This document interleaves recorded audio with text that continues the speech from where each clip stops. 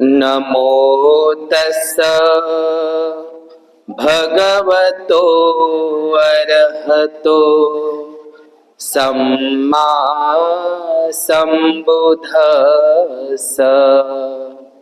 नमो तस्स भगवतो अरहतो सम्मा सम्बुद्धस्स। नमो तस्स भगवतो अरहतो सम्मा सम्बुद्धस्स। विश्ववंदनीय विश्वशांतीदूत the light of world या जगाचा प्रकाश विश्वदीप महान कारुणिक अरहत सम्यक संबुद्ध देवानंद पियदसी धम्मदायाद महान सम्राट अशोक मौर्य विश्वरत्न बोधिसत्व द सिम्बॉल ऑफ नॉलेज जग बदलणारा बाप माणूस बोधिसत्व परमपूज्य डॉक्टर बाबासाहेब आंबेडकर या तीनही महामानवांना तिवार अभिवादन पंचांग प्रणाम करून रमाई बुद्धविहार नाचनगाव पुलगाव परिसरातील सर्व श्रद्धाशील संपन्न बौद्ध उपासक आणि उपासिका यांना मंगलाची कामना करतो आणि नोबेल ट्रूथ या यूट्यूब चॅनलचे सर्वच दर्शक उपासक उपासिका यांनाही मंगलाची कामना करतो। आज या ठिकाणी विशेष धम्मदेसना म्हणून 25 डिसेंबर हा जो दिनविशेष आहे, या 25 डिसेंबर ही तारीख सोनेरी अक्षरानं लिहिल्या गेलेली इतिहासातली तारीख म्हणजे 25 डिसेंबर 1954। या 25 डिसेंबर 1954 ला बोधिसत्व महामानव डॉक्टर बाबासाहेब आंबेडकर यांनी 14 ऑक्टोबर 1956 ला नागपूरला दीक्षा घेण्याच्या अगोदर, बौद्ध धम्माची दीक्षा घेण्याच्या अगोदरच डॉक्टर बाबासाहेब आंबेडकरांनी बुद्धाच्या मूर्तीची प्रतिष्ठापना जी पुणे मुंबईच्या हायवेवर एकदम पुणे मुंबई हायवेला आहे ते सह्याद्रीच्या कुशीमध्ये, तर त्या ठिकाणी डॉक्टर बाबासाहेब आंबेडकरांनी 25 डिसेंबर 1954 ला प्रथम बुद्धाची मूर्तीची प्रतिष्ठापना केली आणि तो दिवस 25 डिसेंबर 1954 हा दिवस पुणे लोकांसाठी एक धम्मभूमी त्या ठिकाणी तयार झालेली आहे। तर तो ऐतिहासिक दिवस ज्याप्रमाणे लोक 6 डिसेंबरला मुंबईला जातात किंवा दीक्षाभूमीला 14 ऑक्टोबरला जातात, तर 25 डिसेंबर ही तारीख अत्यंत महत्वाची आहे। 25 डिसेंबरला खूप मोठ्या प्रमाणात लाखो जनसमुदाय त्या देहू रोडला पुणेला असतो। तर या पुण्याचं एक वैशिष्ट्य आहे, आजही त्या पुण्यामध्ये अशी एक मन प्रचलित आहे लोकांमध्ये, पुण्यामध्ये खास आहे ती पुण्याच्या परिसरातही, की पुणे तिथं कशाचंही नाही ऊन।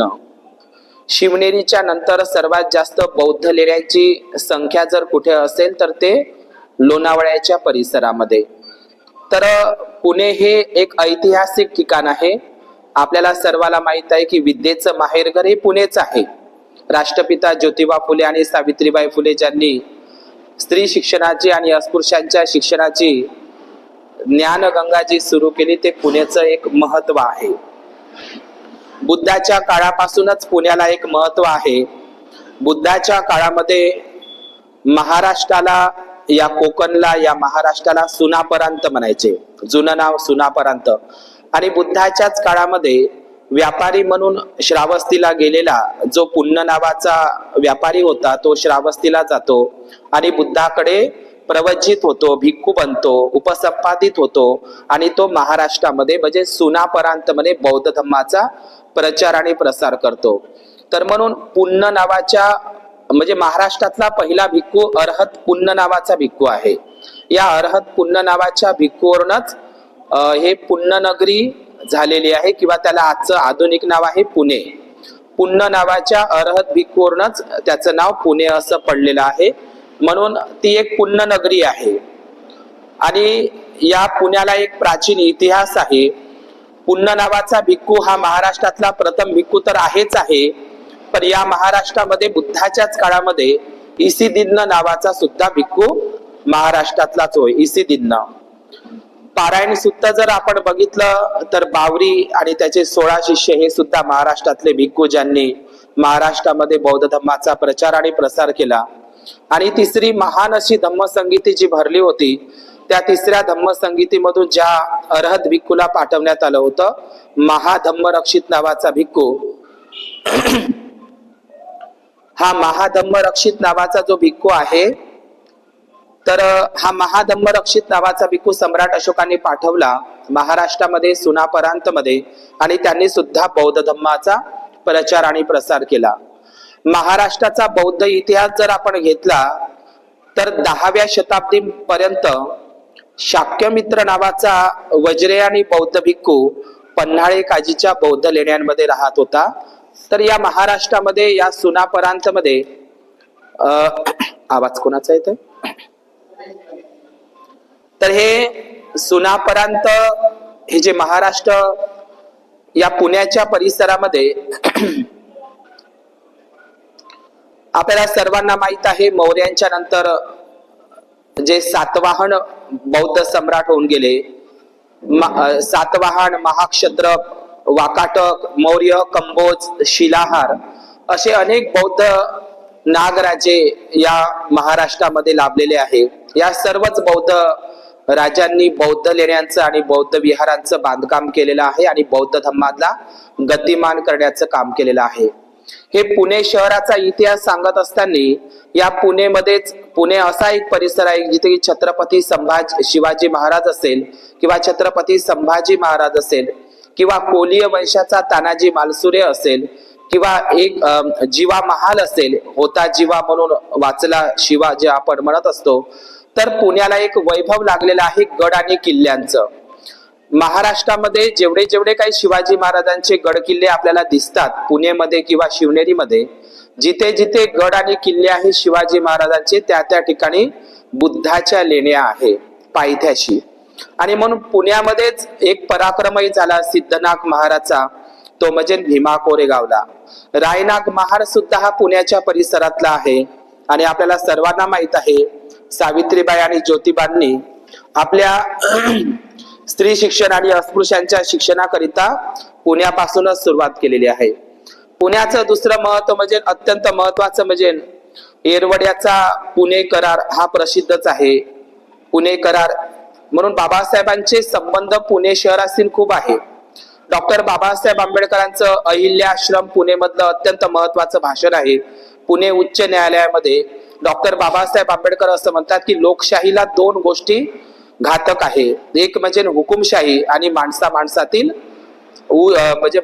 माणसातील भेद करणारी संस्कृती. डॉक्टर बाबासाहेब आंबेडकरांच्या अनेक पुण्याला भेटी झालेल्या आहे. आपल्याला माहित असेल, डॉक्टर बाबासाहेब आंबेडकरांचं एक घर होतं दादर राजगृह, हे तर आपल्याला सर्वांना माहित आहे. पण बाबासाहेबांचं आणखी एक घर तळेगाव दाभाडेला होतं. तळेगाव दाभाडे कुठे आहे? सध्या पुणे परिसरामध्ये आहे. देहू रोडच्या पुढे गेलं तर आपल्याला तळेगाव दाभाडे दिसतं. तिथं बाबासाहेबांनी 81 एकर जागा विकत घेतली होती. कायच्यासाठी? तिथे नालंदा तक्षशिला विद्यापीठासारखं विद्यापीठ बाबासाहेबांना निर्माण करायचं होतं. तर तळेगाव दाभाडेला सुद्धा बाबासाहेबांचा बंगला आहे, तोही पुण्यातच आहे. आणि लोणावळा पुणेला सुद्धा बाबासाहेब 12 दिवस राहिले आहे. किती दिवस? 12 दिवस राहिले बाबासाहेब लोणावळ्याला, सह्याद्रीच्या पर्वतामध्ये. तर त्या ठिकाणी बाबासाहेब राहण्याचं कारण माहित आहे की माता रमाई जेव्हा मरण पावली 1935 ला, तुम्हाला माहित असेल माता रमाईचं म्हणजे निधन झालं, ती कोणती तारीख आहे? कोणती तारीख आहे तुम्हाला माहित असेल? मी थोडं विसरलो. 7 फेब्रुवारीला माता रमाईचा जयंती दिवस असतो. तर माता रमाईचं जे स्मृती दिवस आहे, तर रमाईचं निधन झाल्याच्या नंतर बाबासाहेबांना इतके दुःख झाले की डॉक्टर बाबासाहेब आंबेडकरांना डोकेदुखीचा त्रास सुरू झाला, डोकेदुखीचा. आणि मग या डोकेदुखीच्या त्रासापासून त्यांना खूप असह्य वेदना होऊ लागल्या होत्या. म्हणून डॉक्टर बाबासाहेब आंबेडकर हे लोणावळ्याला आले. त्यांचे एक सहकारी होते लंडन मध्ये शिकत असताना, कैवल्य नावाचा एक त्यांचा सहकारी होता. तर बाबासाहेबांना रमाई गेल्याच्या नंतर जेवढं दुःख झालं तेवढं दुःख कधीच झालं नाही. तर बाबासाहेबांना डोकेदुखीचा त्रास चालू झाल्यामुळे त्यांनी औषधोपचार करण्यासाठी, आयुर्वेदिक उपचार करण्यासाठी, आपल्याला माहित आहे आपल्या वर्धा जिल्ह्यामध्ये आंबोडा नावाचं विपස්සना सेंटर आहे ना, आंबोडा. तर अनेक लोक मला विचारतात म्हणून मी ते सांगत आहो. अनेक लोकांमध्ये तो प्रश्न निर्माण होतो म्हणूनच मी ते सांगत आहो, कुणाची टीका म्हणून नाही. तर आंबोडा या विपස්සना सेंटरवर एकमेव मला म्हणत होते भंतेजी त्या ठिकाणी बाबासाहेबांना टक्कल केलेलं आहे आणि चिवर घातलेले बाबासाहेबांची मूर्ती आहे. तुम्ही पाहिली का आंबोड्याला? शिलानंदजी भंतेजीकडे बाबासाहेबांचं मुंडन टक्कल केलेलं आहे. चिवर घेतलेल्या बाबासाहेबांची एकमेव मूर्ती सिमेंट मध्ये बनलेली आंबोड्याला आहे. आता काही लोक आणि उपासक उपासिका मला प्रश्न करतात म्हणून मी ते सांगत आहो की बाबासाहेबांनी चिवर घेतलं होतं का? घेतलं होतं? बरं, तुम्ही तरी ऐकण्यात आलाय का? मग बाबासाहेबांनी चिवर घेतलं नाही तर मग बाबासाहेबांची चिवर धारण केलेली मूर्ती तिथं कशी काय? तर बाबासाहेबांनी चिवर घेतलेलं नव्हतं. 5 एप्रिल 1936 ला रमाईच्या मृत्यूनंतर बाबासाहेब आयुर्वेदिक उपचार करण्यासाठी, लेप लावण्यासाठी बाबासाहेब लोणावळ्याला आले होते. लक्षात घ्या, त्याचा इतिहास आहे. 12 दिवस तिथे राहिले होते आणि त्या कैवल्य धाम आश्रम मध्ये, लोणावळ्यामध्ये आहे तो कैवल्य धाम आश्रम, त्या आश्रमावर आयुर्वेदिक उपचार सुरू होते. तिथे ते कैवल्य नावाचे एक महाराजही होते. तर त्यांनी सांगितलं की तुम्हाला आयुर्वेदिक उपचार करतो, डोकेदुखीचा त्रास तुमच्या त्याचा बचाव होईल, त्याच्यावर निदान आहे आमच्याकडं, तर तुम्हाला मुंडन करावं लागेल. मुंडन म्हणजे काय? टक्कल करावं लागेल. आता तुम्हाला माहित आहे जसे भिक्खू लोक भगवे वस्त्रे घालतात तसे इतरही धर्माचे लोक भगवे घालतात का नाही? केसरी वगैरे ते घालतात ना साधू लोक, बुद्धाचाच कलर आहे तो. तर तिथल्या नियमाप्रमाणे जसं तुम्हाला हॉस्पिटलमध्ये भंतेजीले जरी हॉस्पिटलमध्ये भरती केलं ना तर आमच्या अंगावर चिवर नाही ठेवत, ते डॉक्टरचा झबला राहते का नाही?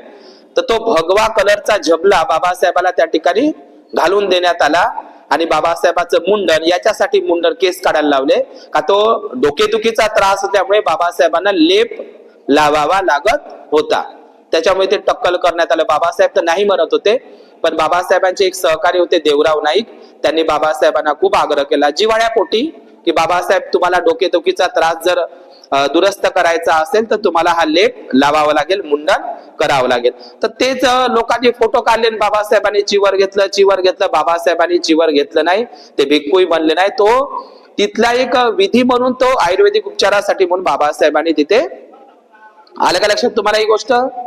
पण बाबासाहेबांनी चिवर घेतलं या संदर्भातली मूर्ती कुठेही तयार नाही आणि बाबासाहेबांनी कधीही चिवर घेतलेलं नाही. तर डॉक्टर बाबासाहेब आंबेडकर 12 दिवस लोणावळ्याला राहिले. किती दिवस? 12 दिवस. मी पुणे शहराचं महत्व सांगत असताना देहू रोडचाच मी इतिहास सांगत आहो. 25 डिसेंबरचा डॉक्टर बाबासाहेब आंबेडकरांची पहिली जयंती पुण्यालाच झाली. पुण्यालाच डॉक्टर बाबासाहेब आंबेडकरांचे जे सहकारी होते जनार्दन सदाशिव रणपिसे यांनी डॉक्टर बाबासाहेब आंबेडकरांची खडकी पुणेला पहिल्यांदा जयंती सुरू केली. 14 एप्रिल म्हणजे 1928 ला बाबासाहेबांची पहिल्यांदा जयंती सुरू झाली. लक्षात घ्या 28 ला. तर ही जयंती बाबासाहेबांची हत्तीच्या अंबारीवरून साखर वाटण्यात आली, बाबासाहेबांचा फोटो ठेवण्यात आला. बाबासाहेबांच्या जिवंतपणीच बाबासाहेबांची पहिली भीम जयंती जर कुठे झाली असेल तर पुण्याला झाली. पुण्याला डॉक्टर बाबासाहेब आंबेडकरांचे एक अत्यंत महत्वाचे सहकारी होते. त्यांनी महारांचा इतिहास हे पुस्तक लिहिलं आहे, तुम्ही ते वाचा. ऍडव्होकेट शंकरराव खरात हे बाबासाहेबांचे निष्ठावान कार्यकर्ते पुण्याचेच आहे. तुम्हाला माहित असेल डॉक्टर बाबासाहेब आंबेडकरांच्या धम्मदीक्षा सोहळ्यामध्ये आपल्या देवळीचे वर्धेचे एक भंतेजी होते, सुमेध भंतेजी, ठीक ना? तर 7 भंतेजी होते बाबासाहेबांना दीक्षा घ्यायला, कुठे द्यायला? नागपूरला. तर त्याच्यामध्ये 7 भिक्खूंपैकी एक भिक्खू होते यन परम शांती नावाचे भंतेजी, हुबळी कर्नाटकचे. त्यांचंही क्षेत्र पुन्हा मळवलीच आहे. तर असे अनेक इतिहास त्या मावळ प्रांताला आहे. आणि तुम्हाला माहित असेल की नाणेघाट पासून सुरू होणारा, बोरघाट पासून सुरू होणारा आणि कल्याण सोपारा थलघाट पर्यंत जाणारा प्राचीन महामार्ग होता पुणे तो प्राचीन व्यापारी महामार्गही होता आणि प्राचीन बौद्ध धम्माचा प्रचार आणि प्रसाराचाही तो मार्ग होता. म्हणून या बोरघाट परिसरामध्ये आज जे देहू रोड किंवा तळेगाव दाभाडे किंवा ज्या काही कारल्या भाजेच्या संपूर्ण लेण्या आहे ह्या प्राचीन बौद्ध व्यापारी महामार्गावरच होत्या. त्याला बोरघाट म्हणायचे, बोरघाट. आणि हे बोरघाट मध्येच डॉक्टर बाबासाहेब, आता या बोरघाट मध्ये जो प्राचीन व्यापारी मार्ग होता बोरघाट, या बोरघाट मध्ये शिवनेरीच्या नंतर सर्वात जास्त बौद्ध लेण्या आहे. कारले भाजे बेडसे एवढ्या साऱ्या लेण्या आहे, एवढ्या साऱ्या लेण्या आहे. जिथं जिथं शिवाजी महाराजांचे गड आणि किल्ले आहेत त्या त्या ठिकाणी बौद्ध लेण्या आहे. म्हणूनच जिथं पुन तिथं नाही उन. एक गोष्ट लक्षात घ्या, जिथं जास्त बुद्धांच्या लेण्या असेल तर तिथं भिक्खूही जास्त असेल, आणि जिथं जास्त भिक्खू असेल तर तिथं बौद्ध धम्माचा प्रचार आणि प्रसार जास्तच असेल. म्हणून डॉक्टर बाबासाहेब आंबेडकर देवरोडच्या भाषणामध्ये असं म्हणतात की महाराष्ट्र एकेकाळी 100% बुद्धिस्ट होता. यांची साक्ष म्हणजे महाराष्ट्रात सर्वात जास्त बुद्धाच्या लेण्या आहे. जेवढ्या जास्त बुद्धाच्या लेण्या तेवढे जास्त भंतेजी, आणि जेवढे जास्त भंतेजी तेवढ्या जास्त धम्माचा प्रचार आणि प्रसार आहे. म्हणून महाराष्ट्रामध्ये हा पुण्याचा इतिहास सांगत असताना पुण्याला पाताळेश्वराची लेणी आहे, त्याच्यावर जबरन कब्जा झालेला आहे. पार्वती असेल किंवा बाणेर अशा बौद्ध लेण्या सुद्धा आहे. शिवनेरी याच्यासाठी, शिवनेरी पुणा जिल्हा याच्यासाठी महत्वाचा आहे की पुण्याच्या शिवनेरी बुद्धाच्या लेणीमध्ये शिवाजी महाराजांचा जन्म बुद्ध लेणीत झाला आहे. शिवनेरीच्या 36 नंबरच्या बुद्ध लेणीमध्ये शिवाजी महाराजांचा जन्म झालाय. शिवनेरी पुणे जिल्हा यासाठी प्रसिद्ध आहे की त्या ठिकाणी शिवपालनिका नावाची पहिली बौद्ध भिक्खुनी होऊन गेली पुणे जिल्ह्यामध्ये शिवनेरीला, आणि तिने भिक्खुनी संघाची स्थापना केली तिथे सातवाहनांच्या कालखंडामध्ये. आणि शिवपालनिका ही महाराष्ट्रातली पहिली भिक्खुनी आहे सातवाहन काळातली. तिचा मोठा भिक्खुनी संघ जुन्नर पुण्याला शिवनेरीला राहत होता महाराष्ट्रामध्ये. आणि जगातली पहिली महिला शासिका, भारताची पहिली महिला शासिका नागराणी नागनिका होती. तर हे पुण्याचं खूप महत्व आहे. पुण्याला एकूण 22 ठिकाणी बौद्ध लेण्यांचा समूह आहे पुण्याला.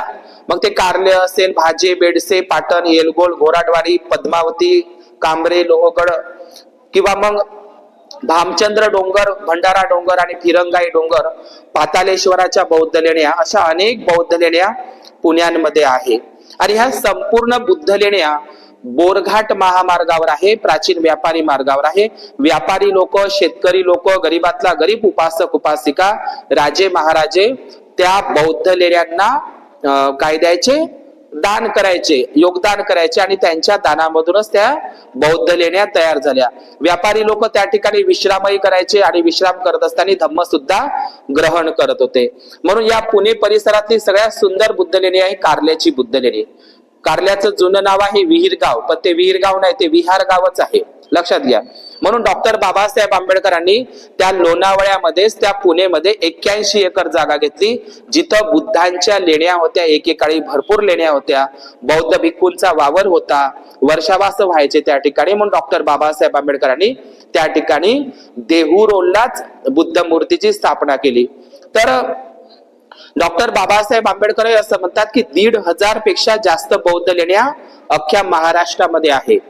त्या देहू रोडला लागून असलेली एक बुद्ध लेणी आहे, शेलारवाडी बुद्ध लेणी, त्याच्यावरही कब्जा झालेला आहे. तिथं सिंह नावाचे भदंत त्या ठिकाणी राहायचे.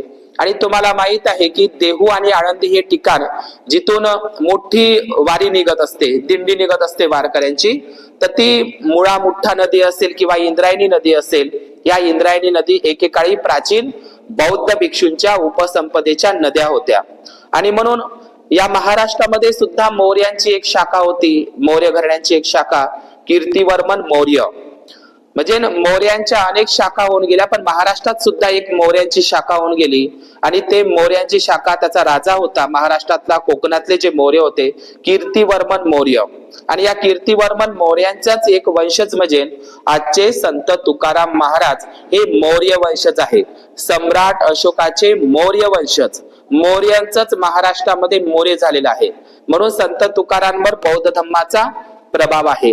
डॉक्टर बाबासाहेब आंबेडकरांनी जेव्हा पहिलं पाक्षिक आपलं वर्तमानपत्र सुरू केलं, तर त्या पहिल्या वर्तमानपत्रामध्ये संत तुकारामाच्या ओळीनं सुरुवात केली. लक्षात घ्या, संत तुकाराम हे बुद्धिस्ट होते. त्यांच्या गाथांमध्ये, अभंगांमध्ये आपल्याला बुद्धांच्या ओव्या दिसतात. बुद्धांच्या गाथा हा शब्दच मुळातच पाली आहे. तर देहू आळंदीवरून जे तुकाराम महाराजांचं जे घर आहे, मी स्वतः देहूगावला गेलेलो आहो. तुकाराम महाराजांचं जे घर आहे ना, राजवाडा, तुकाराम महाराजांचा राजवाडा इंद्रायणी नदीच्या काठी आहे आणि महारवाड्यामध्येच आहे. दुसरी गोष्ट, तुकाराम बीचच्या दिवशी जे पुष्पक विमान आलं म्हणतात, आणि पुष्पक विमान म्हणजे ना होळीच्या दिवशी संत तुकाराम महाराजांची हत्या केली. कोण?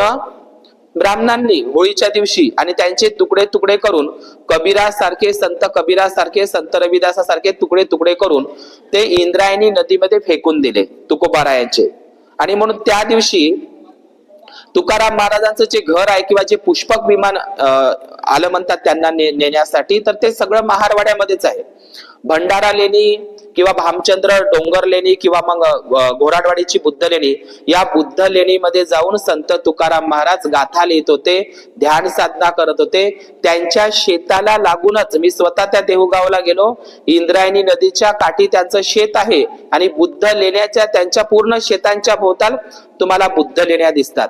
डॉक्टर बाबासाहेब आंबेडकरांनी 1950 मध्ये श्रीलंकेला गेले आणि त्यांनी बौद्ध पूजापाठ नावाचं पुस्तक लिहिलं. आणि ते बौद्ध पूजापाठ नावाची बुद्धवंदना जे गाऊन घेतली, ते डॉक्टर बाबासाहेब आंबेडकरांनी, ते कृष्णराव फुलंब्रीकर, तसे ते औरंगाबादचे आहे, पण त्यांनी आळंदीमध्ये त्यांचं संपूर्ण कर्मभूमी आहे.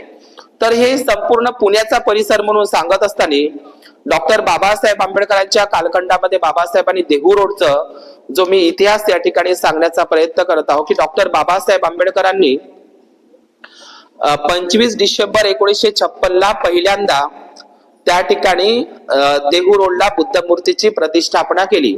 आता प्रतिष्ठापना करत असताना डॉक्टर बाबासाहेब आंबेडकरांनी जे ठिकाण निवडलेलं होतं, ते ठिकाण म्हणजे स्वतःहून निवडलेलं नव्हतं. डॉक्टर बाबासाहेब आंबेडकरांनी रमाईचं एक स्वप्न होतं, मी तो इतिहास सांगतो आणि या ठिकाणी थांबतो. डॉक्टर बाबासाहेब आंबेडकरांना रमाई एक नेहमी सांगायची की मला पंढरपूरला घेऊन चला, पंढरपूरला घेऊन चला, पण रमाईला मात्र डॉक्टर बाबासाहेबांनी आयुष्यभर पंढरपूरला नेलेलं नव्हतं. डॉक्टर बाबासाहेब आंबेडकर रमाईला अशी समजूत घालायचे की मी तुझ्यासाठी हजारो पंढरपूर निर्माण करीन. आणि ते पंढरपूर आपल्या विदर्भामध्ये तयार केले बाबासाहेबांनी. ते पहिलं पंढरपूर तुम्हाला माहित आहे नागपूर, दुसरं पंढरपूर आहे चंद्रपूर. आणि मग डॉक्टर बाबासाहेब आंबेडकरांनी हे नवे पंढरपूर तयार करत असताना, त्या पंढरपूर तयार करत असताना डॉक्टर बाबासाहेब आंबेडकरांनी पहिल्यांदा देहू रोडला बुद्ध मूर्तीची प्रतिष्ठापना केली. पण डॉक्टर बाबासाहेब आंबेडकरांवर लहानपणापासूनच जेव्हा केळुस्कर गुरुजींचं पुस्तक त्यांच्या हातामध्ये पडलं, तर त्यांच्यावर बौद्ध धम्माचा प्रभाव होता, त्यांच्या मनातल्या मनात बुद्धांच्या विचारांचा प्रभाव होता. म्हणून डॉक्टर बाबासाहेब आंबेडकरांनी बौद्ध धम्माची दीक्षा घेण्यापूर्वीच, बोलू नका बरं, बौद्ध धम्माची दीक्षा घेण्यापूर्वीच डॉक्टर बाबासाहेब आंबेडकरांनी आपल्या कॉलेजचं नाव मिलिंद कॉलेज ठेवलं, सिद्धार्थ कॉलेज ठेवलं. दुसरी गोष्ट, डॉक्टर बाबासाहेब आंबेडकरांनी बुद्धभूषण नावाची प्रेस प्रिंटिंग बांधलेली होती. आनंद भवन, बुद्ध भवन असे नाव दिले होते. आपल्या बंगल्याला मुंबईच्या राजगृह नाव दिलं होतं. राजरत्न हे बुद्धिस्ट नाव मुलांना दिलं होतं. आणि डॉक्टर बाबासाहेब आंबेडकरांनी धम्म दीक्षा घेण्याच्या अगोदरच बौद्ध पूजापाठ नावाचं बुद्ध वंदनेचं पुस्तकही बाबासाहेबांनी लिहिलेलं होतं. आणि भारतीय संविधानाची जबाबदारी असल्यामुळे डॉक्टर बाबासाहेब आंबेडकरांनी राष्ट्रध्वजावर, आपण ज्याला काही लोक तिरंगा म्हणतात, राष्ट्रध्वजावर बुद्धाचं धम्मचक्र, अशोक चक्र सुद्धा कोरून ठेवलेलं होतं. इतकंच नाही, डॉक्टर बाबासाहेब आंबेडकरांनी जे राष्ट्रीय चिन्ह आहे किंवा डॉक्टर बाबासाहेब आंबेडकरांनी भारतीय संविधानामध्ये पाली भाषेची तरतूद केलेली होती. या गोष्टी कुठच्या आहे? धम्म दीक्षेच्याच आधीच्या आहे. म्हणजे डॉक्टर बाबासाहेब आंबेडकरांनी सगळं बुद्धिस्ट आपल्याला हे नाव त्यांनी इमारतीला वगैरे दिले आहे. पण डॉक्टर बाबासाहेब आंबेडकरांनी 13 ऑक्टोबर 1935 ला नाशिकच्या येवल्याला एक घोषणा केली. कोणती घोषणा? मी नेहमी सांगतो तुम्हाला, कोणती घोषणा? मी हिंदू म्हणून जन्मलो, पण हिंदू म्हणून जगणार नाही आणि हिंदू म्हणून मरणार नाही. तर बाबासाहेबांनी ही घोषणा 35 ला केली आणि 21 वर्षानंतर बुद्ध धम्माची दीक्षा घेतली, अशीच आहे ती गोष्ट. पण डॉक्टर बाबासाहेब आंबेडकरांनी या घोषणेच्या नंतर डॉक्टर बाबासाहेब आंबेडकरांनी 25 डिसेंबर 1954 ही तारीख अत्यंत महत्वाची आहे. याच 25 डिसेंबर म्हणजे आपल्या पुलगाव, वर्धा जिल्ह्यातील जे आपलं पुलगाव आहे ना, या पुलगाव साठी सुद्धा हे वर्ष अत्यंत महत्वाचं आहे. आणि तारीख मात्र तीच आहे, 25 एप्रिल 1954 ला डॉक्टर बाबासाहेब आंबेडकर पुलगावला आले आणि त्यांनी पहिल्या बुद्ध विहाराची काय केली, पायाभरणी केली, भूमिपूजन केलं. तारीख आहे ती 25 एप्रिल. पण 25 एप्रिलच्या नंतर 25 डिसेंबर 1954 ला डॉक्टर बाबासाहेब आंबेडकरांनी बुद्धाच्या मूर्तीची प्रतिष्ठापना केली पुणे मुंबई हायवे टचवर, देहू रोडला. तर डॉक्टर बाबासाहेब आंबेडकरांनी लक्षात घ्या, 13 ऑक्टोबर 1935 ला मी हिंदू म्हणून जन्मलो पण हिंदू म्हणून मरणार नाही, ही भीम गर्जना केली त्यानं येवल्याला. पण बाबासाहेबांनी ऐकून घ्या, मी 10 मिनिटांमध्ये मी संपवण्याचा हे करतो की डॉक्टर बाबासाहेब आंबेडकर काय म्हणतात, मी हिंदू म्हणून जन्मलो पण हिंदू म्हणून मरणार नाही, असं येवल्याला म्हटलं. पण बाबासाहेबांनी हे नाही म्हटलं त्या येवल्याला की मी कोणता धर्म स्वीकारणार आहोत, ते गुलदस्त्यामध्येच ठेवलं. बाबासाहेबांच्या त्या भाषणाचे एवढे पडसाद उमटले, अनेक लोकांनी बाबासाहेबांवर, ब्राह्मणवादी लोकांनी टीकाही केली. म्हणून ते गाण्यामध्ये आहे ना, भीमराव कडाडला. तर बाबासाहेबांच्या या घोषणेला, धर्मांतराच्या घोषणेला खूप विरोध झाला. तर डॉक्टर बाबासाहेब आंबेडकर, तर देहू, आळंदी ते पंढरपूर आणि देहू रोड ते नागपूर दीक्षाभूमी असा डॉक्टर बाबासाहेब आंबेडकरांचा प्रवास आहे. तर त्या देहू हे जे ठिकाण आहे, आता याला देहू का म्हणतात, देहू रोड का म्हणतात, संत तुकाराम महाराजांचं जे जन्मगाव आहे ना देहू गाव, या देहू गावला जाण्याचा रस्ता तिथून आहे. 10 किलोमीटर देहू गाव आहे तुकोबारायाचं, ठीक ना. तर तो रोड तिथून आहे म्हणून त्याचं नाव काय पडलं, देहू रोड पडलं. आता त्या देहू रोडला काय व्हायचे, आपल्याला जुने लोक माहित आहे, आपल्या लोकांनी बौद्ध धम्माची दीक्षा घेण्याच्या अगोदर आपले लोक कोणाची भक्ती करत होते, जास्तीत जास्त विठोबाची. आपले लोक जास्तीत जास्त विठ्ठल रुक्मिणीलाच मानायचे. महाराष्ट्रातले सर्वच लोक, महार लोक, तुम्हाला चोखा महाराचं नाव माहितच आहे, आपलेही लोक वारीला जायचे. चोख्या महार वारीला जायचा, दिंडीला जायचा, आणि आपले लोक वारीला जायचे. आता जात नाही. तर जास्तीत जास्त भक्ती कोणाची करायचे, विठ्ठलाचीच करायचे. लक्षात घ्या ना, हा देहू रोड आहे का नाही, हा प्राचीन व्यापारी मार्ग आहे, बौद्ध धम्माचा प्रचार प्रसाराचा मार्ग आहे. त्याच प्रचार प्रसाराच्या मार्गावर हे देहू रोड नावाचं ठिकाण आहे. आणि डॉक्टर बाबासाहेब आंबेडकरांनी त्याच ठिकाणी बुद्ध मूर्तीची प्रतिष्ठापना केलेली आहे. तर देहू रोड हे अत्यंत महत्वाचं ठिकाण आहे. तर त्या देहू गावची मी ती घटना सांगतो. जसं पंढरपूरला जे वाऱ्या निघतात, पूर्ण महाराष्ट्रामधून वारकरी संप्रदायाच्या वाऱ्या निघतात, आलं लक्षात तुम्हाला. ते वारकरी लोक पांढरे कपडे घालतात, धोतर वगैरे घालतात, सदरा वगैरे, आणि पांढरी पगडी असते. पगडी हे कोणाचं प्रतीक आहे, नागवंशी मौर्यांचं प्रतीक आहे. मौर्य नागराजे, मौर्य बौद्ध राजे, सम्राट लोक पगडी घालायचे. म्हणून तुकोबाराय सुद्धा सम्राट अशोक मौर्य वंशजाचेच आहे. मौर्य आणि मोरे त्यांचं आडनाव काय आहे, मोरेच आहे. तर जसे लोक पंढरपूरला जातात ना वाऱ्या, तर सगळ्यात मोठी वारी कुठून निघते माहित आहे का, आता ती परंपरा आहे.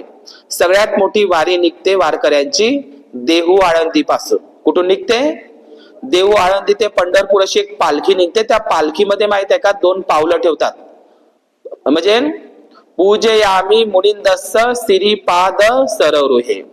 म्हणजे माहित आहे का, दगडाचा म्हणजे अशी 2 पावलं असतात त्या कमळाच्या एका शिळेवर असतात ते. तर हे ते जे पावलं आहेत ना, 2 पावलं त्या पालखीमध्ये ठेवतात आणि त्याची पालखी काढतात, दिंडी काढतात. आता ही परंपरा बुद्धांची आहे, प्रतीक पूजा. समजलं तुम्हाला, ही प्रतीक पूजा आहे. म्हणजे बुद्धांच्याच पावलांची तशी ते काढायची ती परंपरा आता ते विकृत झालेली आहे. असो, तर डॉक्टर बाबासाहेब त्या देहू गावला माहित आहे का, आपले वारकरी लोक यायचे तिथून वारीसाठी. आता त्याने मुक्कामासाठी ठिकाण नव्हतं. मी देहू गावची गोष्ट सांगतो 25 डिसेंबरची. की आपलेही लोक त्या देहूगावला यायचे, तुकोबारायाच्या गावाला, आणि आपल्या अस्पृश्य लोकांची, महार लोकांची जी दिंडी आहे, जी पालखी आहे, ते खूप दूर राहायची. त्या देहूगावच्या तुकोबाच्या मंदिरामध्ये सुद्धा आणि त्या आळंदीच्या ज्ञानेश्वराच्या मंदिरामध्ये सुद्धा महार लोकांना, अस्पृश्य लोकांना प्रवेश नव्हता. पंढरपूरच्या मंदिरातही प्रवेश नव्हता. वारीला तर जात होते, ते चोख्यालाच येऊ दिलं नाही. चोख्याला पायरीवरच त्याच्या चोरीचा आरोप लावून, विठ्ठलाच्या गळ्यातला हार चोरला म्हणून त्याच्यावर खोटा आरोप लावला ब्राह्मण बडव्यांनी. त्याला आयुष्यभर दर्शन होऊ नाही दिलं. कोणाचं? विठ्ठलाचं. चोख्या महाराला. आपले लोक वारीला जात होते त्या काळामध्ये, पण त्या चंद्रभागा नदीमधूनच ते त्यांना दर्शन होतं, आतमध्ये दर्शन नव्हतं. म्हणून बाबासाहेबांनी रमाईला कधीही पंढरपूरला नेलं नाही. तर त्या देहूगावला काय व्हायचे, आपले वारकरी लोक तिथं यायचे, अस्पृश्य लोक, आणि त्यांना मंदिरामध्ये प्रवेश नव्हता, मुक्कामाची जागा नव्हती. मग त्या देहू रोडचे जे अस्पृश्य महार लोक होते, त्यांनी असं ठरवलं, अरे म्हणे देहूगावला, तुकोबाच्या देहूगावला आणि त्या आळंदीला सर्व लोकांच्या पालख्या दिंड्या मुक्कामी राहतात, पण आपले अस्पृश्य लोक थंडीमध्ये राहतात, उन्हामध्ये राहतात. तर त्यांच्यासाठी आपण काय करू, इथं एखादी मंदिर उभा करू किंवा एखादी धर्मशाळा उभा करू, म्हणून तिथल्या लोकांनी ठरवलं. कुठल्या लोकांनी? देहू रोडच्या. आणि मग ती संकल्पना तयार झाली. आता तिथे जागा नव्हती. मी हे देहू रोडचा इतिहास सांगत असताना अत्यंत प्रेरणादायी इतिहास आहे बाबासाहेबांचा हा. मग आता तिथे जागा नव्हती, तर मग आता काय करायचं? तर मग त्या ठिकाणी बाबासाहेबांना मानणारा एक वर्ग होता. बाबासाहेबांचं एक खूप मोठं वातावरण होतं. बाबासाहेबांच्या भाषणाला खूप लोक भारावून जायचे. खूप वातावरण होतं. बाबासाहेबांचे सत्याग्रह, आंदोलन, धावपळ खूप चालू होती. तर बाबासाहेबांच्या विचार, त्यांच्या प्रभाव झालेला एक शाहीर होता देहू रोडला. त्याचं नाव होतं हरीश गंगाधर चौरे. ऐका, काय नाव होतं त्याचं? शाहीर हरीश गंगाधर चौरे. हा माणूस देहू रोडला राहायचा, आणि तो पुण्याजवळ एक कुंभारवळण नावाचं गाव आहे, त्याचं ते गाव होतं. तर हा कुंभारवळण गावचा हा हरीश चौरे नावाचा त्या व्यक्तीच्या मनामध्ये ही गोष्ट आली की त्या एक मंदिर असावं, एक धर्मशाळा असावी लोकांना मुक्कामासाठी. म्हणून तो हरीश चौरे काय केला, तिथंच एक अहिल्याश्रम पुण्यामध्ये बाबासाहेब अहिल्याश्रम पुणेला आले होते. त्या ठिकाणी त्याच पुणेमधले धाकजी गायकवाड नावाचा एक व्यक्ती होता. धाकजी गायकवाड, पण नाव तुम्हाला वेगळंच वाटेल. धाकजी गायकवाड नावाचा एक शिक्षक होता, आणि तो बाबासाहेबांचा म्हणजे जवळचा होता. बाबासाहेब पुणे अहिल्याश्रमला यायचे. तिथं हरीश चौरेनं काय सांगितलं की बाबासाहेबांच्या संदर्भात त्यांची ते ओळख होती, भेट होती. तर मग बाबासाहेबांनी तिथं डिप्रेस क्लासेस मिशन सुद्धा चालू केलं होतं अहिल्याश्रम पुणेला. तर या हरीश चौरेनं काय केलं की मग आता जागा कुठं प्राप्त करायची? जागा तर नव्हती. मंदिर तर उभारायचं आहे, पुढे जाऊन धर्मशाळा उभारायची आहे. मग जागा उपलब्ध नव्हती. की जसं आपल्या पुलगावला डेपो आहे का नाही, तशीच आज जे देहू रोडचं आज भव्य दिव्य काम झालेलं आहे, खूप मोठं काम झालंय, खूप मोठं विहार झालाय. आता मी गेलो तर खूप मोठं काम झालेलं आहे. छोटसच मंदिरा टाईप होतं, देवळा टाईप होतं ते. तर ती जागा आजही डेपो मध्ये आहे. जशी पुलगावची डेपो मध्ये जागा आहे आपलं नाचरगाव, तशीच ती जागा होती. तर हा शाहीर हरीश चौरे त्या डेपो मध्ये त्या कर्नलला भेटला. एक शीख समाजाचा कर्नल होता, त्याचं नाव होतं सुजान सिंग. काय नाव होतं? सुजान सिंग. हा धार्मिक व्यक्ती होता. आणि हा शाहीर हरीश चौरे त्या कर्नल सुजान सिंग पाशी गेला आणि त्यांना म्हणत आहे की या देहू रोडला ख्रिश्चनांच्या चर्च आहे, हिंदूंचे मंदिर आहे, मुसलमानांचे दर्गे आहे, गुरुद्वारा आहे, सर्वच धर्माच्या लोकांची मंदिरं आहे, पण आमच्या महारांचं, अस्पृश्यांचं एकही मंदिर नाही. कारण बौद्ध धर्माची दीक्षा घेतलेली नव्हती आपल्या लोकांनी. तर आम्हालाही काहीतरी जागा उपलब्ध करून द्या. म्हणून तो चांगला माणूस होता तो शीख सुजान कर्नल सिंग, त्या डेपो मधला, कुठल्या? देहू रोडचा. तर त्यांनी 6006 फूट जागा त्या जागेसाठी, त्या मंदिरासाठी, अस्पृश्यांच्या मंदिरासाठी त्यांनी दिली. लक्षात घ्या. आणि ते 1093 रुपयामध्ये मग पैसे, त्या काळामध्ये पायलीभर पैसे तयार झाले होते. आता त्या काळामध्ये काही नोटा नव्हत्या, आपले लोक गरीब होते. तर 1093 रुपयामध्ये आज जे त्यावेळेचं जे जुनं आता मोठं बांधलं तर 1093 रुपयामध्ये ते मंदिर, ते देऊळ उभं राहिलं आणि ते मंदिर बांधलं. त्याचे कंत्राटदार होते नारायण मोरू गायकवाड यांनी ते मंदिर बांधलं. आता तुम्हाला असं वाटतं ते मंदिर आणि विहार वेगळं असते. मंदिर कल्पना ही आपली आहे. हिंदूंचे जेवढे मंदिर आहे तर तुम्ही महाबोधी महावीरासारखेच बांधतात का नाही? ते महाबोधी महावीर नाही का बोधगयाचं, तर या महाबोधी महावीरावरूनच हिंदू लोकांनी आपले मंदिर बांधणं चालू केलेलं आहे. तर ते मंदिरा टाईपच बांधलेलं होतं देहू रोडचं. आणि ते देहू रोडचं बांधत असताना वामनदादा कर्डकांच्याही विचारांचा त्यावेळी लोकांच्या मनावर प्रभाव होता. विहार आपुले बांधारे, विहार आपले बांधारे, एकीने येथे नांदारे, विहार आपले बांधारे. तर त्यांनी ते मग विहार उभं केलं. पैसा जमून ते मंदिर देऊळ उभं राहिलं छोटस. मग लोकांमध्ये मीटिंग भरली तिच्या स्पृशांमारमध्ये. कोणती मीटिंग भरली? आपलं देऊळ मंदिर तर उभं राहिलं पण इथं मूर्ती कोणाची बसवायची? तर मग मीटिंग भरली त्यावेळेच्या लोकांची. आणि आपल्या लोकांना काही फारसं शिक्षण नव्हतं.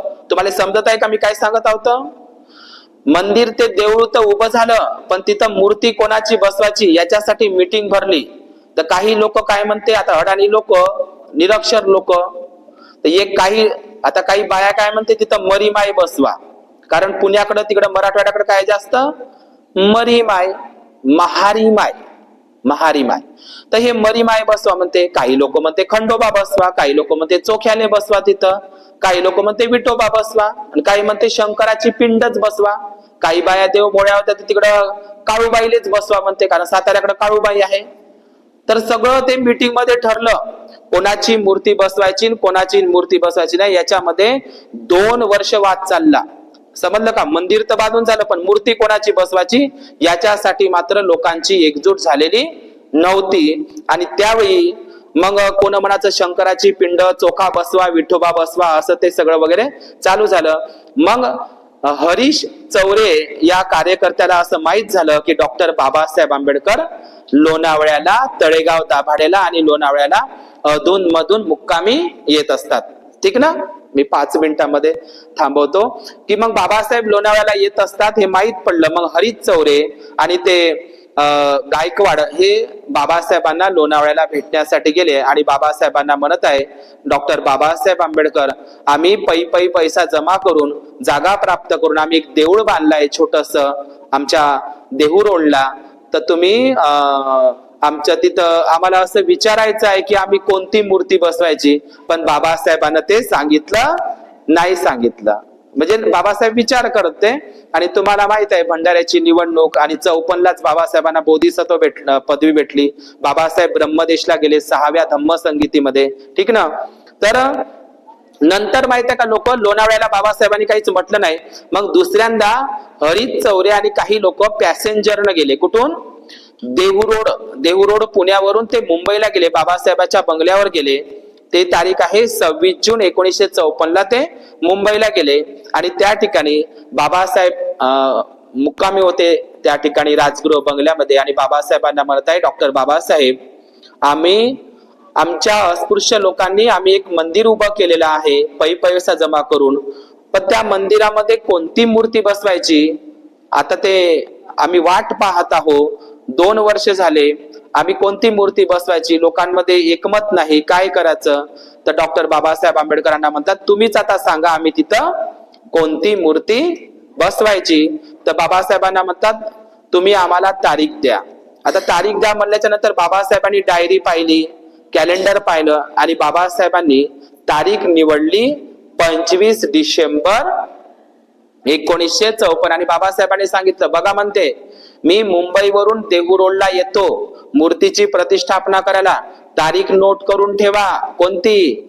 25 डिसेंबर 1954.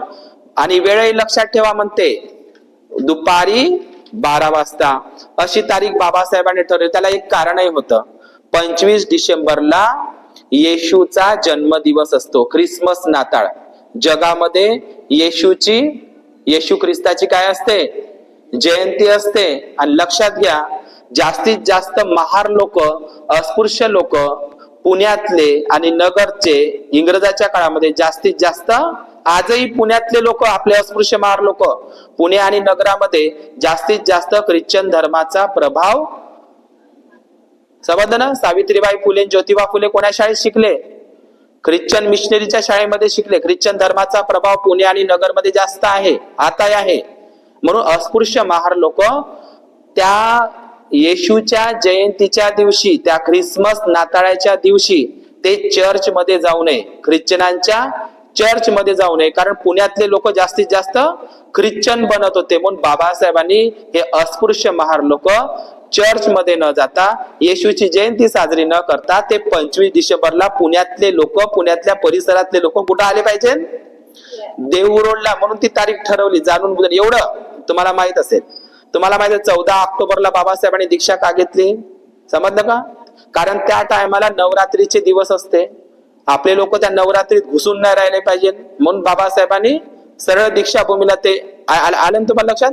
तर बाबासाहेबांनी तिथं ही 25 डिसेंबर तारीख याच्यासाठी निवडली की बाबासाहेबांनी 25 डिसेंबर 1954 ला महाडला म्हणजे 1927 ला मनुस्मृती नावाचा काळा ब्राह्मणी ग्रंथ सुद्धा जाळला. हे एक कारण आहे. एका दिवशी ते दोनही दिवस आहे.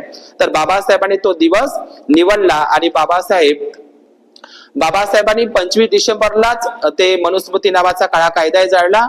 आणि दुसरी गोष्ट, देहू रोडला बुद्ध मूर्तीची प्रतिष्ठापना केली. याचाच अर्थ हा निघतो की जो जो मनुस्मृतीला नाकारतो, जो जो मनुस्मृती नावाचा ग्रंथ जाळतो, तो डायरेक्ट कुणीकडे जातो? बुद्धाकडेच जातो. आणि म्हणून बाबासाहेबांनी ती आता गोष्ट सांगतो की बाबासाहेबांना त्या मूर्त्या कुठून भेटल्या? तर बाबासाहेब 6व्या धम्म संगीतीमध्ये 1954 ला 4 डिसेंबर 1954 तारीख लक्षात घ्या. कोणती? 4 डिसेंबर 1954 ला बाबासाहेब 6व्या धम्म संगीतीमध्ये गेले होते. देश विदेशातले विचारवंत बौद्ध भिक्खू त्या ठिकाणी होते. तिथंच बाबासाहेबाला बोधिसत्व पदवी भेटली. कुठे? ब्रह्मदेश म्यानमारला, रंगूनला. आणि तिथं उन्नू नावाचा एक महाराज होता. उन्नू महाराज एक बौद्ध उपासक. त्यांनी डॉक्टर बाबासाहेब आंबेडकरांना 2 बुद्धाच्या मूर्त्या पांढऱ्या शुभ्र दिल्या. मी ते सांगतो थांबतो. किती मूर्त्या भेटल्या? ब्रह्मदेश म्यानमार मधून बाबासाहेबांना 2 मूर्त्या त्या उन्नू महाराज बौद्ध उपासकांनी दिल्या. आणि त्या दोनही मूर्त्या बाबासाहेबांनी आणल्या आणि त्या पांढऱ्या शुभ्र आहेत. तुम्ही कधी देहू रोडला गेले तर तुम्हाला त्या मूर्ती कशी आहे? ती पांढरी शुभ्र आहे. ती तर्जनी मुद्रा नाही, ती आशीर्वाद मुद्रा आहे अशी. आणि बाबासाहेबांना त्या उन्नू महाराज, ब्रह्मदेशाच्या उन्नू नाव आहे त्यांचं ते, कारण ते बर्मी नाव आहे. तर त्यांनी बाबासाहेबांना अनेक मूर्त्या दाखवल्या. कोणती मूर्ती पाहिजे? तर बाबासाहेब म्हणतात मला अर्धवट डोळे उघडे असलेली मूर्ती पाहिजे. ध्यानाची मूर्ती त्यांनी निवडली नाही. आजही तुम्ही देहू रोडला जा, बाबासाहेबांची जे निवडलेल्या ज्या दोनही मूर्त्या आहे ना, अर्धवट डोळे उघडे केलेले आहे. पांढऱ्या मूर्त्या आहेत. त्या कलर नाही आहे, त्याला चिवराचा कलर नाही, पांढऱ्या मूर्त्या. आणि पांढरा कलर कशाचा आहे? पांढरं कमळ. पुंडरीक म्हणजे पांढरं कमळ. समजलं तुम्हाला? तर हे बाबासाहेबांना 2 मूर्त्या भेटल्या. आणि बाबासाहेबांनी एक मूर्ती राजगृहाच्या मुंबईच्या बंगल्यात ठेवली. सकाळ संध्याकाळ बाबासाहेब त्या मूर्तीला वंदन करत होते, फूल ठेवत होते, वंदना म्हणत होते. आणि एका मूर्तीला बाबासाहेबांनी काचामध्ये ठेवलं. बाबासाहेबांना ज्या एक गोष्ट सांगण्यासारखी आहे की बाबासाहेबांना ज्या दोनही मूर्त्या भेटल्या ना ब्रह्मदेश मध्ये, त्या दोनही मूर्त्या पुण्यामध्येच आहे. तुम्ही कधी गेले तर सिम्बॉयसिस आहे. दिल्लीच्या सर्वच वस्तू, मुंबईच्या सर्वच वस्तू बाबासाहेबांच्या पुण्यालाही आहे. जशी शांतीवन आहे का नाही नागपूरला, तशाच. तर बाबासाहेबांच्या दोनही मूर्त्या त्या ब्रह्मदेशात भेटलेल्या. एक सिम्बॉयसिसला ठेवून आहे पुण्यालाच, आणि दुसरी मूर्ती काचेच्या चौकटीमध्ये आहे. ते तुम्ही देहू रोडला जा, काचेच्या चौकटीमध्ये ते मूर्ती बसवलेली आहे. पांढरी शुभ्र मूर्ती आहे. आणि आपल्याला माहित आहे की पांढरं शुभ्र, पांढरं कमळ, पुंडरीक म्हणजे काय? पांढरं कमळ हे बुद्धाच्या जन्माचं काय आहे? प्रतीक आहे. आणि बाबासाहेबांना कोणती मूर्ती आवडत होती? डोळे उघडे असलेली मूर्ती. आणि बाबासाहेबांनी तीच निवडली होती, तीच मूर्ती आणली होती.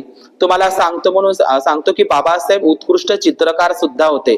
त्यांना धावपळीमध्ये किंवा आंदोलनामुळे त्यांना चित्र काढायला वेळ भेटले म्हणून सांगा, पण बाबासाहेबांनी एक चित्र काढलेलं आहे बुद्धाचं, परिमंडल चिवर घेतलेलं आणि डोळे उघडे असलेलं बाबासाहेबांची पेंटिंग आहे. बाबासाहेब उत्कृष्ट चित्रकार सुद्धा होते.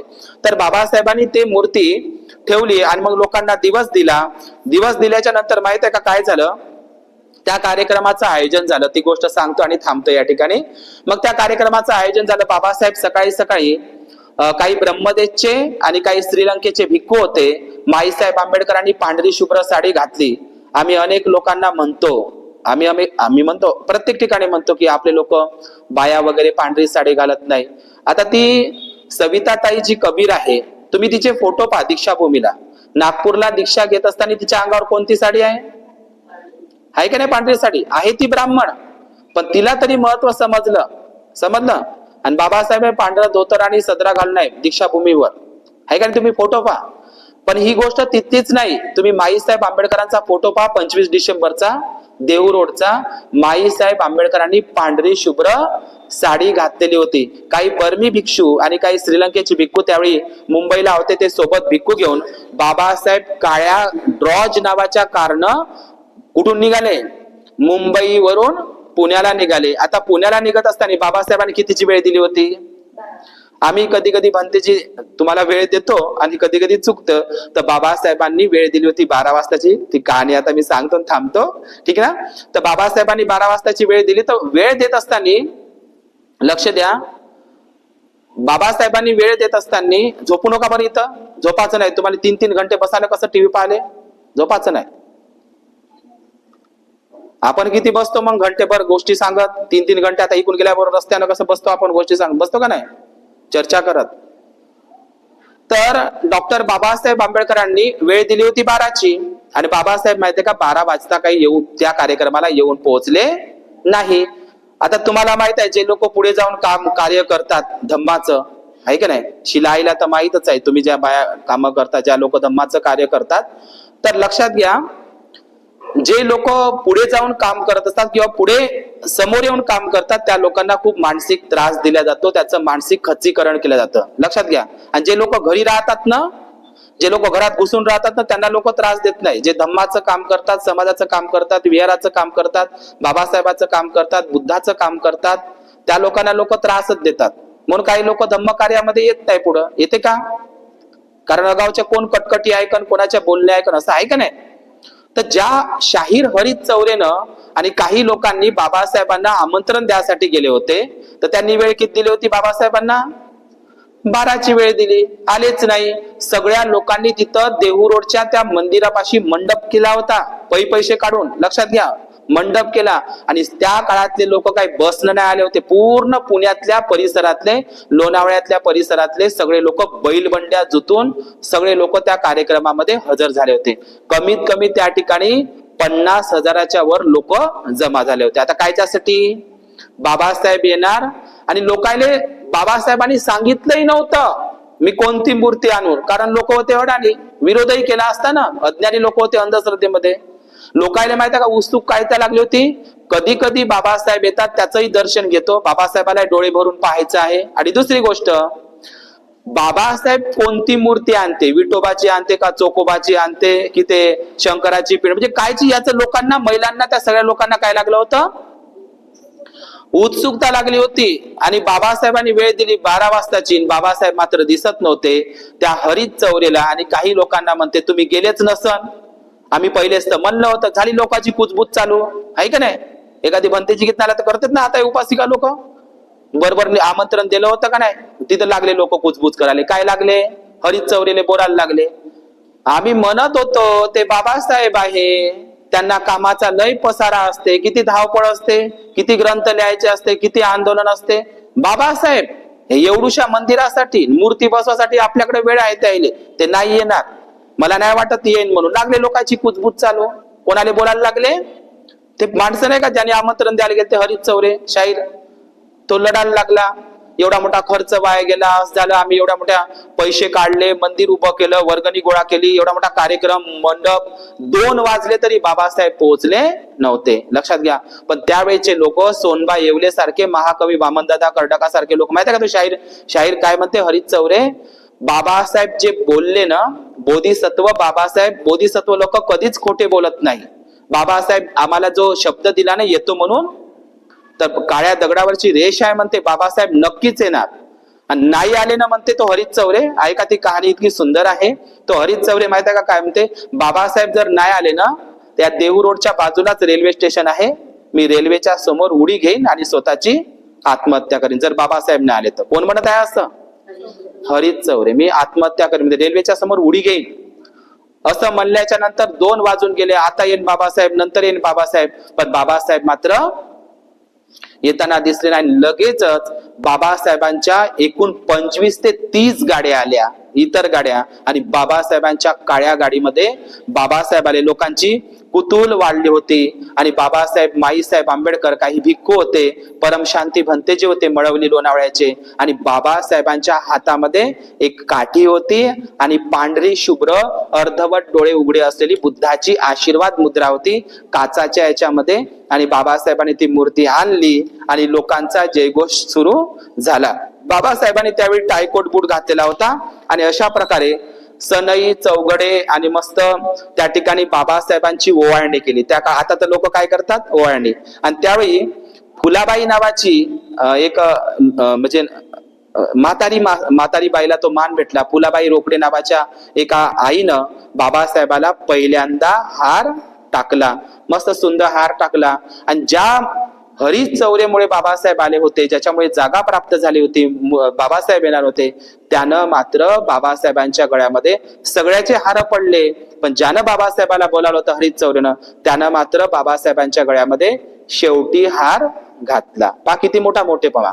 बाबा त्याच्या डोळ्यामध्ये आनंदही होता आणि अश्रू होता. कारण बाबासाहेब जर ना आले असते तर लोकांनी त्यांना समजलं, तो निघालाच होता, तो करणारच होता. कारण त्यावेळेचे लोक जीवाला जीव देणारे होते बाबासाहेबासाठी. आजच्या सारखे नाही, आजच्या सारखे आहे का? जीवाला जीव देणारे त्यावेळातले निष्ठावान लोक होते. तर मग बाबासाहेबांच्या त्या ठिकाणी काय झालं, मग शंकरराव खरातच्या हस्ते ध्वजारोहण झालं आणि बाबासाहेबांनी बुद्ध मूर्ती त्या ठिकाणी बसवली, पांढरी शुभ्र बुद्ध मूर्ती बसवली, बुद्ध वंदना झाली भिक्खूंच्या माध्यमातून. आणि मला सांगा, ते लोक काय म्हणत होते तिथले देवरोडचे, चोकोबा बसू, विठोबा बसू, मरीमाय बसू, शंकराची पिंड बसू, काय बसलं? 33 कोटी देवी देवता होते बाबा भारतामध्ये.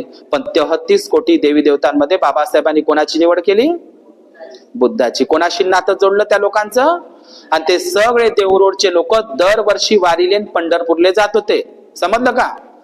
म्हणजे कुठचे लोक जात होते? देहू लोक वारीला जात होते, दिंडीला जात होते, पंढरपूर पर्यंत पायी. आता काही तुम्ही पंढरपूरले जाऊ नका, तुमच्या देहू रोडलेच मी आणून काय ठेवला आता? बुद्ध. त्याची वारीच बंद केली. समजलं का तुम्हाला? समजलं? त्याची वारीच बंद केली.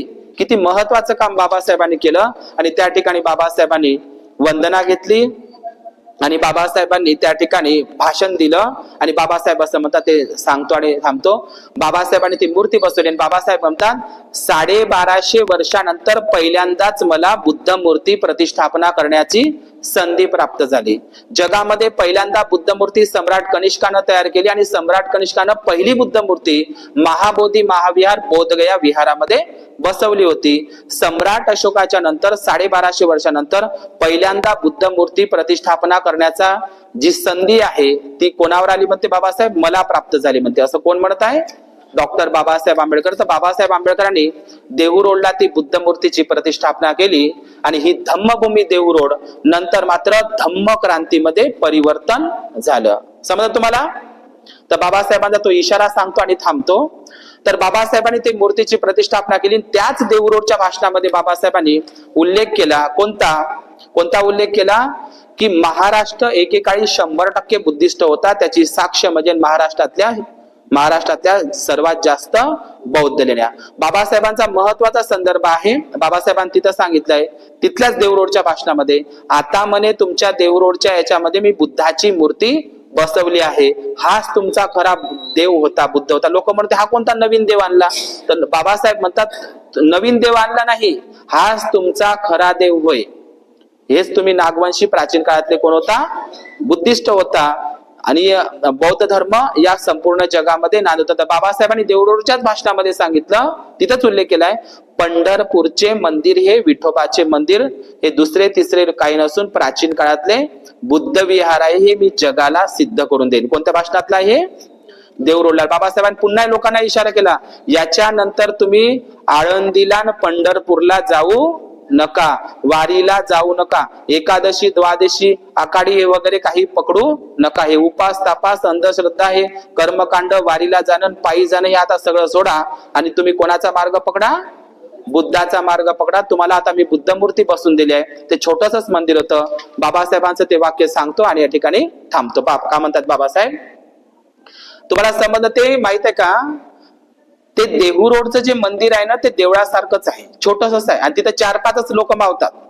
पण बाबासाहेबांना किती सांगून गेले, आपल्या पुलगावच्या विहारासाठी ती गोष्ट समर्पक ठरते. कोणती? बाबासाहेब काय म्हणतात त्या भाषणामध्ये, हे जे मंदिर देऊळ आपण बांधलेले आहे हे अत्यंत लहान आहे. मूर्ती तर बसवली त्या मंदिरामध्ये, पण बाबासाहेबांनी त्या भाषणामध्ये सांगितलंय, हे जे देऊळ मंदिर आपण बांधलेले आहे हे अत्यंत लहान आहे. हे आहे त्याच स्थितीमध्ये ठेवू नका. आहे त्या स्थितीमध्ये, जसं आता तुम्ही बांधलं, मी तर मूर्ती बसवली आहे तसंच ठेवू नका. याला मोठं बांधवा, याला प्रदक्षिणा हॉल बांधवा आणि याच्या सभोवताल एक हॉल बांधा आणि एक प्रदक्षिणा हॉल बांधा. याला मोठं तयार करा. आहे तसं ठेवू नका, नाहीतर काळीमा लागेल.